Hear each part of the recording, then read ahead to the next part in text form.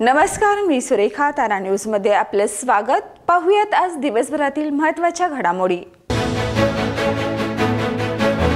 केशवराव भोसले नाट्यगृहाच्या नूतनीकरणाच्या दुसऱ्या टप्प्यातील निविदा त्वरित काढा अशा सूचना जिल्हाधिकारी अमोल येडगे यांनी अधिकाऱ्यांना दिल्या. महापालिका प्रशासक के मंजुलक्ष्मी यांनी आजवर झालेल्या कामाचाही आढावा बैठकीत घेतला. पहिल्या टप्प्यातील काम गतीने सुरू असून आता छत बसवण्याचं काम सुरू असल्याची माहिती बैठकीत देण्यात आली. कोल्हापुरातील आधारस्थान असलेल्या छत्रपती प्रमिलाराजे शासकीय रुग्णालयात रेडिओलॉजी विभागात मोठी रांग अल्ट्रासाउंड करता पाहायला मिळते.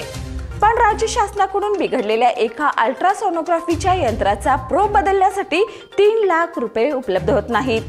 सिटी स्कॅनच्या देखभाल दुरुस्तीच्या आवश्यक निधीसाठी शासकीय प्रशासनाने गेली 3 वर्षे शासनाबरोबर पाठपुरावा करूनही दाद मिळत नाही. शिवाजी विद्यापीठाचा 61वा दीक्षांत समारंभ येत्या शुक्रवारी होणार आहे. या दीक्षांत समारंभासाठी राष्ट्रीय रासायनिक प्रयोगशाळेचे संचालक डॉक्टर आशिष लेले प्रमुख पाहुणे म्हणून उपस्थित राहणार आहेत. या समारंभात PhD सह इतर पदव्या प्रदान केल्या जाणार आहेत. विद्यापीठाकडून दीक्षांत समारंभाची तयारी देखील सुरू झाली आहे. आता रुग्णालयात नवजात बालकांचा आधार कार्ड काढलं जाणार आहे. या नवजात बालकांना आधार बेस जन्मदाखला दिला जाणार असून जिल्ह्यात त्याची सुरुवात येत्या 7 ते 8 दिवसात होणार आहे अशा सूचना जिल्हाधिकारी अमोल येडगे यंत्रणेला दिल्या आहेत. यामुळे पालकांची मोठी चिंता मिटणार आहे. कोल्हापूर शहरातील प्रभाग क्रमांक 61 सुभाषनगर येथे भाजपा कोल्हापूर व भागीरथी महिला संस्था यांच्या वतीनं महिलांना मोफत व्यावसायिक प्रशिक्षण शिबिर आयोजित करण्यात आले. या प्रसंगी भागीरथी महिला संस्थेच्या अध्यक्षा अरुंधती माडिक यांनी शिबिरामध्ये सहभागी झालेल्या महिलांना मार्गदर्शन केलं. अतिक्रमण बांधकामावरून 5 महिन्यापूर्वी सुरू झालेल्या घटनेमुळे पर्यटकांसाठी बंद असलेला विशाळगड किल्ला आता पर्यटकांसाठी खुला करण्यात आलाय. गेल्या 5 महिन्यापासून सुरू असलेली संचारबंदी जिल्हा प्रशासनाने मंगळवारी शिथिल केली आहे. अटी व शर्तीचं पालन करून पर्यटकांना विशाळगडावर प्रवेश दिला जाणार आहे. ही संचारबंदी 31 जानेवारीपर्यंत उठवण्यात आली. छत्रपती संभाजीनगरमधील वाळूज येथे एक धक्कादायक घटना समोर आली आहे. प्रेम प्रकरणातून घरातून पळून गेलेल्या 17 वर्षीय बहिणीला भावानेच डोंगरावरून ढकलून देत तिची हत्या केली. आतापर्यंत ऑनर किलिंगच्या अशा बऱ्याच घटना घडल्या आणि त्यात मुलीची इच्छा समजून घेतली जात नाही. समाजामध्ये याबाबत मोठ्या स्तरावर प्रबोधनाची गरज आहे. या प्रकरणी गंभीर दखल घेत विधान परिषद उपसभापती डॉक्टर नीलम गोरेंनी शासनाला महत्त्वाचे निर्देश दिलेत.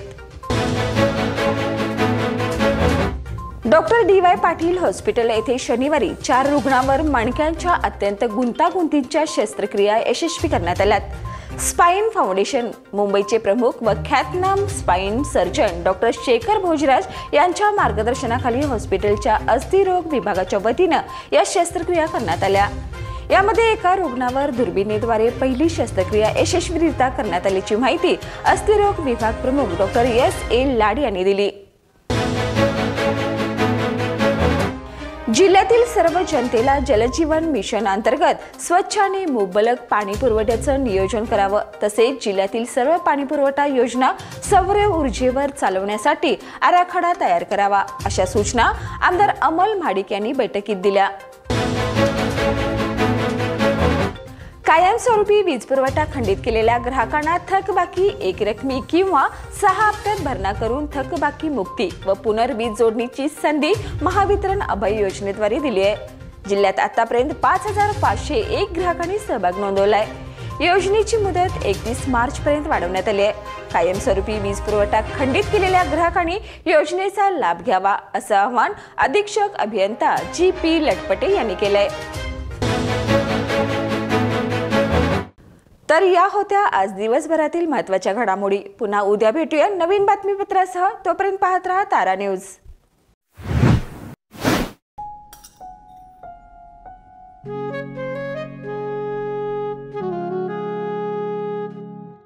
बाबा आज येताना बासुंदी घेऊन या ना.